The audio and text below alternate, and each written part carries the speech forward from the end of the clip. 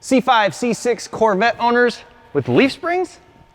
Not anymore.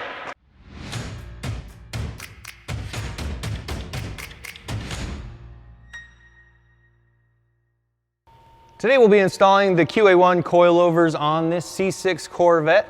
Now that leaf spring in the front, it does its job for the most part, but it does tie our two front independent suspensions together, making it a semi-independent suspension. With these coilovers, we're gonna have the ride height adjustability of 1 to 2 inches on the Z06 and about 1.5 to 2.5 on the base model. These are the mod series shocks. They come with the double adjustable rebound and compression.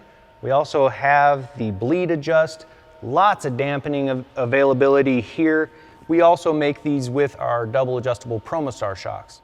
Now today we're going to show you just how easy these are to install. We did include 2¼ ID springs, which gives us a little bit more clearance in an already tight suspension. There's nothing left to do but to get this installed. Now in terms of things that you'll need to remove from the car before we get started with the coilover installation, they will have shocks on both sides, which easy unbolt situation. You'll have your leaf spring across the front, your leaf spring brackets here. When removing the leaf spring, to clearance, have enough clearance to actually remove it, undoing the upper control arm so the wheel will tilt over, get the leaf spring out of there. Now this is a car that we've had in our R&D garage here, playing with it, so it already has the leaf spring and the shocks removed. Actually on this install, we won't even need to really take the wheels and tires off because of where we're at now. So once you have that stuff done, then we are ready to install our coilovers. These coilovers, the canister mount of the mod series shock will always go towards the inside of the car, inboard, and the knobs will face backwards. This one would be the driver's side. Well, now that we've determined that this is the driver's side, we're gonna remove the nut and the jam nut from the top here. This is a unique Delrin style bushing connection that we've made in-house here at QA1. It's a very nice and solid mount.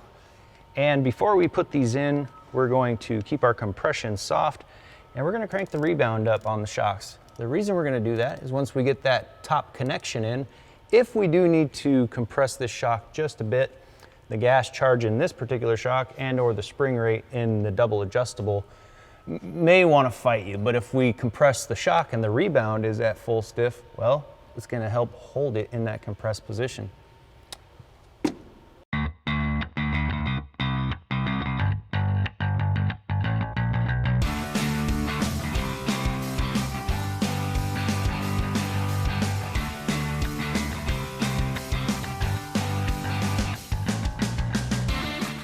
All right, we were able to sneak it up in there. Now, with the wheels and tires off the ground, you have that upper control arm hanging down. And in our case, we had to put just a little bit of pressure on there to get the arm up. But we got it in there. We got the two lower bolts started. Had a little help up top from Damien.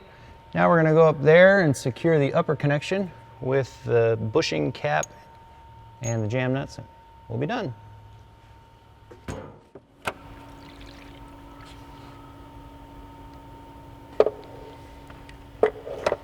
Once we've got that exposed, you can see our sleeve, metal bushing that sits nicely in the hole of the chassis. Again, if your base model needs to be a little clearanced to get that to sit nice and tight in there, you can do that. Followed by the bushing, which also has an indentation for our sleeve. Sits nice and tight there. The metal cap. Then we'll have the nut, followed by a thinner jam nut. We'll torque that down, then torque the jam nut down to the first nut, and we're done. Well, we've got the front all buttoned up. Really is a 3-bolt per corner situation, and it's another 3-bolt situation here in the rear. We have a clevis. We know that the canisters on the mod series shocks always go towards the inner portion of the car with the knobs towards the back. With the PromoStars, you won't have a canister, but you'll have the knobs going towards the back. Clevis mounted to the lower control arm. So we're gonna fit this up in there. Again, if you crank down on the rebound, we compress this shock before we put it up in there. That rebound control will help to hold the shock compressed a little bit, but it really is just slide it up in there.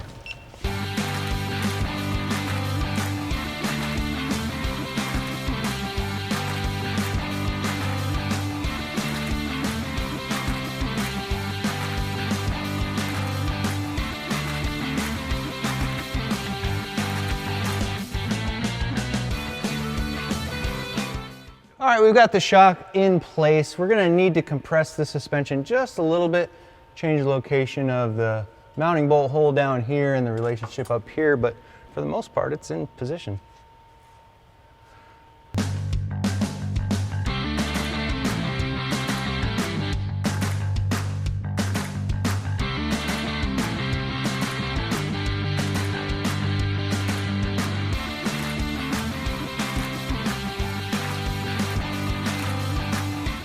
Well, this install's done and she's sitting nice and low.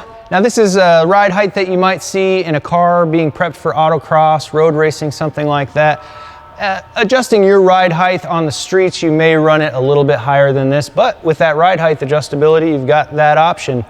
Now, cars with the electronically controlled suspension from the factory, you will need to get shock simulators, and those are available online. That'll trick the factory suspension.